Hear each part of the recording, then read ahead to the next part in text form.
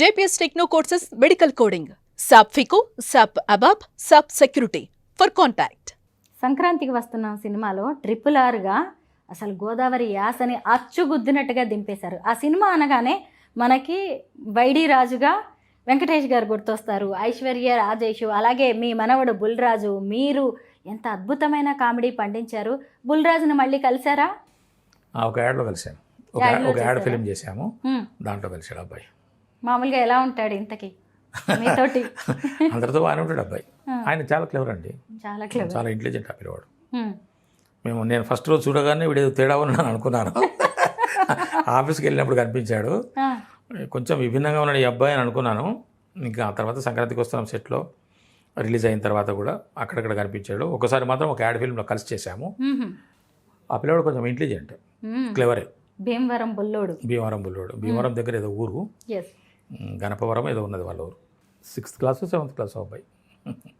Retire అయిన తర్వాత అసలు ఇంత అద్భుతమైన ప్రయాణం చాలామందికి దక్కేది కాదండి. ఇది ఎలా సాధ్యమైంది? అసలు ఫస్ట్ నుంచి మీకు యాక్టింగ్ అంటే ఇష్టమా?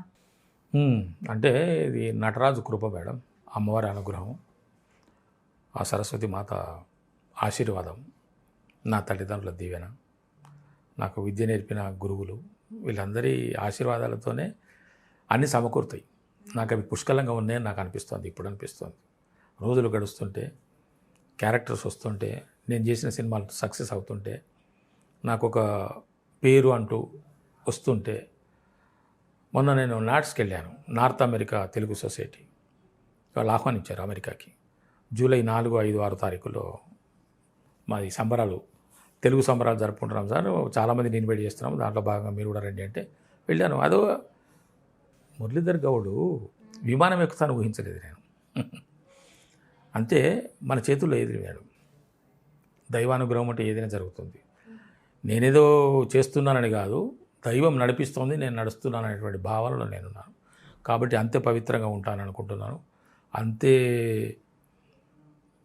అంకిత భావంతో పనిచేయాలని అనుకుంటున్నాను, అంతే శ్రమ పడాలనుకుంటున్నాను, ఇంకా చాలా సాధించాలని అనుకుంటున్నాను, ఇంకా ప్రముఖమైనటువంటి ప్రఖ్యాతమైనటువంటి అద్భుతమైనటువంటి పాత్రలు పోషించాలని. పాత్రలు కూడా ప్రముఖ పాత్రలు ఉంటాయి, ప్రత్యేక పాత్రలు ఉంటాయి, అద్భుతమైనటువంటి పాత్రలు ఉంటాయి, వాటిని పోషించాలన్నది నా కోరిక. అవును, చాలామందికి ఉంటుంది అటువంటి కోరిక. ఇప్పుడు నేను ఒక 2 సినిమాలు చేశాను, అవి దాంట్లో భాగంగానే ఉంటాయి. రాబోయే సినిమాలు 2 ఉన్నాయి, వాళ్ళ పేరు కూడా చెప్పాలి. ఎందుకంటే నాకు ఒక నటుడిగా నేను అనుకుంటున్న రీతిలో వస్తున్న పాత్రలకు అవి ఒక ఉదాహరణ. కాగితం అనే సినిమా ఒకటి, దానికి డైరెక్టర్ ప్రొడ్యూసర్ వీరాంజనేయులు గారని తీశారు. 30 తిప్పలు పడుతున్నాడు దాన్ని రిలీజ్ చేయడం కోసం. ఫస్ట్ కాపీ రెడీ అయింది, తిప్పలు పడుతున్నాడు. మా అదృష్టం బాగుంటే, ఆయన అదృష్టం బాగుంటే ఆ సినిమా బయటకు వస్తే ఆ సినిమా నాకు నా నటనకి అరే కాగితం సినిమాలు బాగా చేశారండి అని అనుకునే అవకాశం ఉంటుంది. అలాగే ఇంకోటి వెంకటరామయ్య గారి తాలూకా అనే ఒక సినిమా చేశాను, అందులో కూడా మంచి పాత్ర. ఫుల్ లెంత్ రోల్ అంటే ఉదాహరణకి ఒక సినిమాలో 70 సీన్లు ఉంటాయి అనుకుంటే ఒక సినిమాలో నేను 50 సీన్లలో ఉంటాను. సినిమా మొత్తం నేనే. ఈ 2 సినిమాలకు ఒక చిన్న పోలిక ఉన్నదండి, అనుకోకుండా నేను వచ్చిన పోలిక ఏంటంటే, కాగితం సినిమాలో టైటిల్స్ పడతాయో పడయో నాకు తెలియదు, కానీ సినిమా మొదలైందంటే నేనే వస్తాను ఫస్ట్. నా ఎంట్రీ నాదే, నా మీదనే షాట్, నేనే కనపడతాను స్క్రీన్ మీద. సినిమా ఎండింగ్లో నా మీదనే సెండింగ్, నా మీదనే క్లోజ్. శుభం పడుతుందో ఏం పడుతుందో కానీ నా మీద క్లోజ్. వెంకటరామయ్య గారి తాలూకా కూడా అంతే. ఏరువాక, ఇది అమలాపురం దగ్గర పెదమల్లాం అనే ఒక ఊరిలో, అనకాపల్లి దగ్గర పెదమల్లాం అని చెప్పేసి ఒక ఊరు ఉంది. ఆ ఊరిలో షూట్ చేసింది ఈ సినిమా, ఆ చుట్టుపక్కల పరిసర ప్రాంతాల్లో. సినిమా ఓపెనింగే ఏరువాక పూజ. ఆ పూజలో నేను పాల్గొంటున్న సన్నివేశంతో సినిమా స్టార్ట్ అవుతుంది. నా చితి మీద సినిమా ఎండ్ అవుతుంది, నా చితి మంట మీద. ఆ మంటలు ఇలాగ వెళ్తుంటే దాని మీద శుభం వస్తుంది అనమాట. అది కెమెరా అలాగా ఆకాశంలోకి వెళ్తుంది. అలాగా ఈ 2 సినిమాలు నాకు చాలా బాగా తృప్తి ఇచ్చిన సినిమాలు. అసలు మీరు యాక్ట్ చేస్తున్న సినిమాల పేర్లు కూడా చాలా డిఫరెంట్గా ఉన్నాయి, ఇన్నోవేటివ్గా ఉన్నాయి. ఆ కథ కూడా అలాగే ఉండొచ్చేమో. ఉంది, వెరైటీ కథలే. మొదటి నుంచి చూసినప్పుడు కూడా మీదంతా కూడా అలాగే కనిపిస్తూ ఉంది. కాలం కలిసి వచ్చి అన్నీ వస్తాయి మేడం, కలిసి రావాలి. సక్సెస్ వచ్చినప్పుడు మనం అందరి గురించి మాట్లాడుకుంటాం, కానీ ఆ కష్టాలు, కన్నీళ్లు, అవమానాల గురించి కూడా అప్పుడప్పుడు మనం గుర్తు చేసుకోవాలి. మరి ఇండస్ట్రీలో మీరు ఎప్పుడైనా ఎలాంటి ఎదురు దెబ్బలనైనా ఎదుర్కొన్నారా? అవి ఎదురు దెబ్బలు అనడానికి లేదు, అనకూడదు. అది అప్పుడు అనిపిస్తుంది మనకు, ఇంత అవమానమా, ఇంత దారుణమా, ఇంత అవసరమా? అవసరమే. ఇప్పుడు బిర్యానీ తినాలని నువ్వు అనుకుంటే, నీకు నటుడు అంటే బిచ్చగాడు మేడం. నా దృష్టిలో నటుడు అంటే బిచ్చగాడు, పాత్రల కోసం వెతుకునే బిచ్చగాడు. మంచి పాత్ర అంటే మంచి భోజనం కోసం వెతుకునే బిచ్చగాడు. ఇప్పుడు పచ్చడి మెతుకులేస్తే తింటాడు, మంచి ఒక పప్పు భోజనం పెట్టి తింటాడు, ఒక మంచి మాంసాహార భోజనం పెట్టి తింటాడు. కానీ నాకు ఇదే కావాలని కోరుకోవడం అనేది జరుగుతుందేమో కానీ అతనికి రాకపోవచ్చు అటు నుంచి. అలాగా నటుడికి కూడా విభిన్నమైన, ఏ నటుడు పర్ఫెక్షన్ ఉన్న నటుడు, పర్ఫెక్ట్ నటుడు విభిన్నమైన పాత్రలు పోషించాలని, పాత్రలకే అంకితమైపోవాలని, పాత్రే నా జీవితం అని అనుకునేవాడే కళాకారుడు.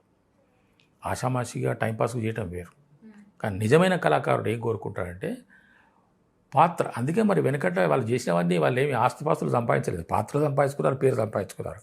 కొంతమంది పేర్లు వింటుంటే మనము అలా, ఇప్పుడు ఎస్వి రంగారావు గారిని మనము తలుచుకుంటే ఒకసారి ఎంత అద్భుతమైనటువంటి ఎస్వి రంగారావు గారు, ఆయన పాత్ర పోషణ ఎలా ఉంటుంది, ఆయన మైథాలజికల్ వేయనివ్వండి, హిస్టారికల్ వేయనివ్వండి, ఫోక్ వేయనివ్వండి, సోషల్ వేయనివ్వండి, ఏ భాషది ఏ దాన్ని ఏమంటారంటే ఇది ఏది తీసుకున్నా కూడా సినిమా పౌరాణికమైన, చారిత్రాత్మకమైన, జానపదమైన, సాంఘికమైన కూడా ఏ తరహా సినిమా తీసుకున్నా కూడా పెట్టింది పేరు.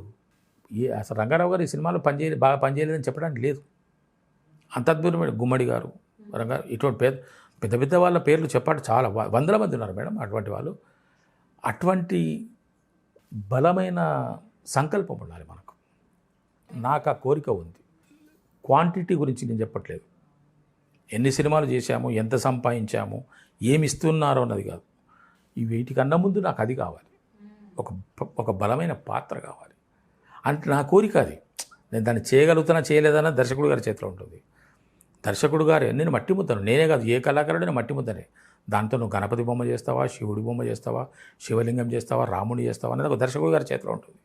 అందుకే దర్శకుడు గారిని మెప్పించినామంటే ప్రపంచాన్ని మెప్పించినట్టే. అదే దర్శకుడికి నటుడికి ఉన్నటువంటి అనుబంధము, సంబంధము. రిటైర్ అయిన తర్వాత చాలామంది ఆ రిటైర్మెంట్ డబ్బులతో హాయిగా ఫ్రీ టైంలో ఎంజాయ్ చేద్దాం అనుకుంటారు, కానీ మీకు ఎక్కడో లోపల మిగిలిపోయింది, నేను సాధించాల్సింది ఉంది అని. నాకు ఇప్పటికీ ఉంది మేడం, ఇంకా నా గమ్యం ఇంకా ఉంది. నాకు అవకాశం దేవుడు ఇవ్వాలి, నాకు ఆ శక్తిని ఇవ్వాలి అనేది ఉన్నది. నాకు చిరస్థాయిగా నిలిచిపోయేటువంటి ఇది నా ఆశ. ఏదో చెప్పుకోవటం కాదు, ఇది నా ఆశ, నా మనసులో ఉన్న కోరిక.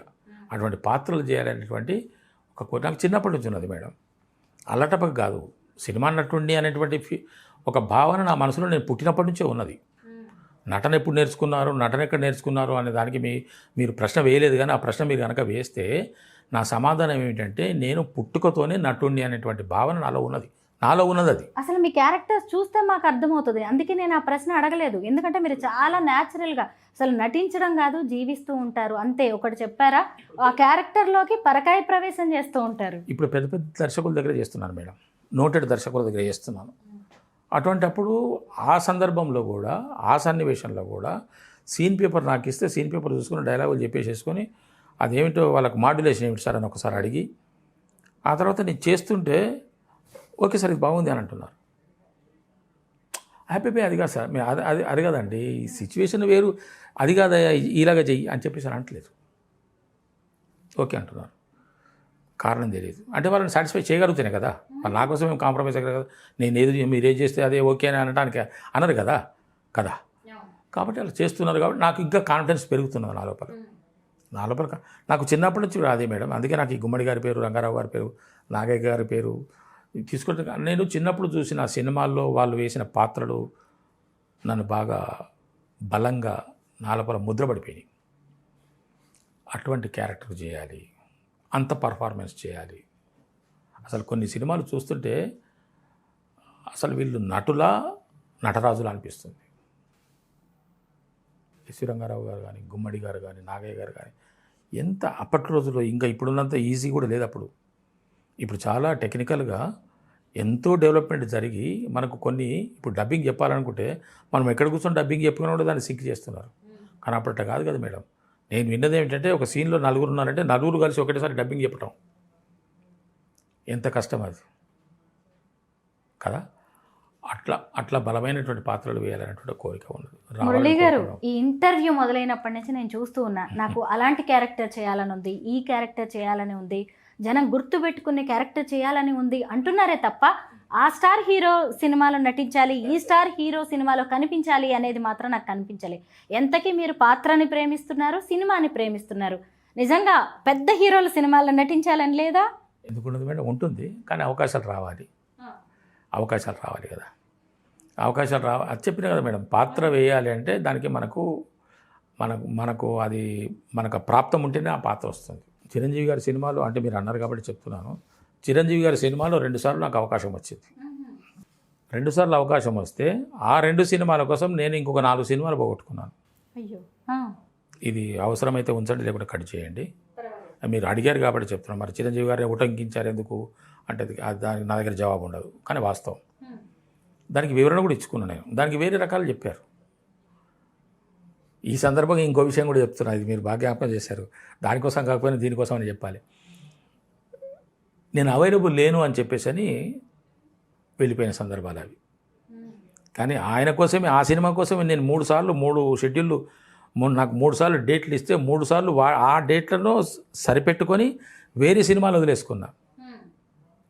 చివరికి ఈ సినిమాలో నాకు అవకాశం రాలేదు. ఒక పెద్ద ఆయనను నేను ఒకానొక సందర్భంలో అనుకోకుండా కలవాల్సి వచ్చింది. అక్కడ నాకు అనుమానం వచ్చింది. నేను కొన్ని విషయాలు బాగా వివరించి తీసుకుంటాను మేడం. వివరించి చెప్తాను, వివరించి తీసుకుంటాను. నాకు ఆ వివరణ కోరవలసిన అవసరం నాకు వచ్చింది. వివరణ నేను ఇవ్వాల్సిన అవసరం నాకు అనిపించింది.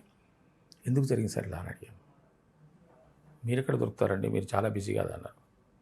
అనుమానం వచ్చింది నాకు. సార్ ఇక్కడ తేడా, ప్లీజ్ మీరేమనుకోకండి, దయచేసి మిమ్మల్ని నేను బలవంతం పెడుతున్నానని అనుకోకండి సార్. నాకు 3 సార్లు డేట్లు ఇచ్చారు సార్, 3 సార్లు క్యాన్సిల్ అయింది. ఎప్పుడు అంటే ఇప్పుడు నేను డేట్లు కూడా చూపించాను. ఇప్పుడు సార్ ఏమైంది అని అంటే, లేదండి అది కొంచెం షెడ్యూల్ పోస్ట్ పోయిందని ఒకసారి, ఇంకేదో జరిగిందని ఒకసారి చెప్పి చివరికి లేదని అన్నారు. నేను దానికోసం ఒక పేర్లు కూడా చెప్పాను, ఫలానా సినిమాలు పోగొట్టుకున్నాను సార్, అక్కడ దాంట్లో ఇంపార్టెంట్ రోడ్ కూడా నేను పెద్ద అయిన సినిమాలు చేయాలని, అందుకే అవకాశం వచ్చింది నాకు చేయాలని చెప్పేసి అని. మీరు నాకు అవైలబుల్ లేరని వచ్చిందండి రిపోర్టు. దానికి మనం ఏం చేయలేము. నేనేమని సరిపెట్టుకున్నాను, బాధపడలేదు. మనకు ప్రాప్తం లేదు కదా. మనకే కనుక ప్రాప్తం ఉంటే నేనే ఆ సినిమాలో ఏదో ఒక క్యారెక్టర్ వేయాలని అనుకుంటే అవేవి పోస్ట్ పోన్ అయ్యేవి కావు. నన్ను వాళ్ళు ఖచ్చితంగా తీసుకుని ఉండేవాళ్ళు. అందుకే నేను ఎప్పుడు బాధపడను. క్యారెక్టర్ పోయిందన్నా బాధపడను, క్యారెక్టర్ వచ్చిందన్నా బాధపడను, క్యారెక్టర్ వచ్చిందన్నా సంతోషపడను. క్యారెక్టర్ వచ్చింది అంటే మనకు ప్రాప్తం అన్నట్లు లెక్క. ఎందుకు ఇప్పుడు అదే విషయము నేను కూడా కొన్ని సందర్భాల్లో వేరే వాళ్ళని మార్చి నన్ను తీసుకునేవి కూడా ఉన్నాయి. వాళ్ళ కారణాలు వాళ్ళకు ఉండవచ్చు. నాకు అదే మహద్భాగ్యంగా అనిపించింది. అనుకోకుండా ఒక సినిమా అవకాశం వచ్చింది, చాలు. నటించాలి, అద్భుతమైన క్యారెక్టర్స్ వెయ్యాలి, జనం గుర్తుపెట్టుకునేలా మనం ఉండాలి అనేది ఆ ఫైర్ మాత్రం మీలో బాగా కనిపిస్తోంది. సంకల్ప బలం గట్టిగా ఉంటే రగులుతోంది తెలుస్తోంది. సంకల్ప బలం గట్టిగా ఉంటే పంచభూతాలు కూడా ఏకమై మనకి సపోర్ట్ చేస్తాయంటారు. మేడం మిమ్మల్ని అడ్డుపడుతున్నాను. దానికి కారణం ఏంటంటే నాలో ఆ శక్తి ఉందని నాకు అనిపిస్తుంది, నాలో ఆ బలం ఉంది అని నాకు అనిపిస్తుంది. నేను చేయగలను అనేటువంటి నమ్మకం నాలో దాన్ని ఎప్పటికప్పుడు రెచ్చగొడుతుంది. మనం చెయ్యాలి, మంచి పాత్ర చేయాలి. పాత్ర ఏదైనా కానివ్వండి, కొన్ని చిన్న పాత్రలే అద్భుతంగా రాణిస్తాయి. సినిమా అంతా మనం కనపడాలని లేదండి. సినిమా అంతా మనం కనపడాలని ఫుల్ లెంత్ రోల్ చేయాలని చెప్పేసి సినిమా మొత్తమే అది కాదు మన ఉద్దేశం. చేసిన పాత్ర ఆహా ఏం చేశాడయ్యా అది కావాలి మనం. అది ఆ ప్రశంస కావాలి మనకి. మొన్న ఒక ఆయన ఫోన్ చేశారు సార్. అంటే ఈ మధ్య కొంతమంది ఇప్పుడు మనం ఏమి అనుకోం మేడం, అంతా మీరే అనుకుంటారు. అంటే మీరేంటే నన్ను అడిగే వాళ్ళే అనుకుంటారు. నేను అనుకునేది ఏమడు. ఆయన ఒకరోజు ఫోన్ చేసి మొహమాట పడుతూ బిడియపడుతూ, సార్ ఏమనుకోకండి సార్, 30 తారీఖు నాడు ఒక చిన్న క్యారెక్టర్ ఉంది, వేస్తారా సార్? వేస్తానండి. అది కాదు సార్, జస్ట్ 1 డేనే, just 1 scene, no problem sir. నాకు అది లేదు. అంటే ఆయన ఏమనుకుంటుంటే చిన్న క్యారెక్టర్ వేస్తాడా, వన్ డే క్యారెక్టర్ వేస్తాడా అని చెప్పేసి, అది కాదు కదా. వన్ డే క్యారెక్టర్ రేపు నీకు అద్భుతమైనటువంటి పేరు తేవచ్చు కదా. చేస్తానని చెప్పేసి చేశాను. వాళ్ళు సాటిస్ఫై అయ్యారు, నేను సాటిస్ఫై అయ్యాను. ఖాళీ ఉన్న రోజు పని దొరికింది నాకు. మీరు నటించిన సినిమాలన్నీ చూస్తూనే ఉన్నాం. మీ క్యారెక్టర్స్ కూడా నిజంగా చాలా బాగున్నాయి. చక్కగా జీవించేస్తున్నారు. మీరు ఇందాకటి నుంచి చెప్తున్నారు కదా, ఎస్వి రంగారావు గారు, గుమ్మడి గారు, నాగయ్య గారు, ఖచ్చితంగా ఈ మోడర్న్ జగ్గయ్య గారు, సినిమాల్లో కూడా జగ్గయ్య గారు, ఆ. ఈ రోజుల్లో వస్తున్న సినిమాల్లో కూడా మీలాంటి ఆర్టిస్టుల వల్ల అలా ఇలాంటి పాత్రల్ని మళ్ళీ ఇదే లిస్ట్లో మీలాంటి వారి పేరు కూడా చేరే అవకాశం ఉంటుందని మేమైతే ఆశిస్తున్నాం. Thank you so much Muralidhar గారు.